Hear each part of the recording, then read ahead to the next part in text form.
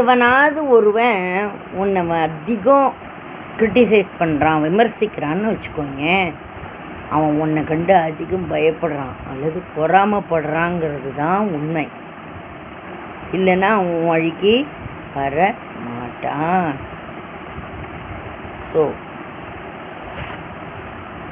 உடல் நலத்துக்காக சில தமிழ் எழுத்துக்கள்: அதிகாலை எழு, ஆகாயம் தொழு, இருதயம் துடிக்க விடு, ஈர் அழுத்த பல் தேய், உடல் வியர்வை கழி, ஊழைச்சதை ஒழி, எருதுபோல் உழை, ஏழை போல் உன், ஐம்புலனை புதுப்பி, ஒழித்துவிடு புகைமதுவை, ஓட்டம் போல் நட, ஔட்டகம் பசி, அக்தாற்றின் எக்தாவாய்.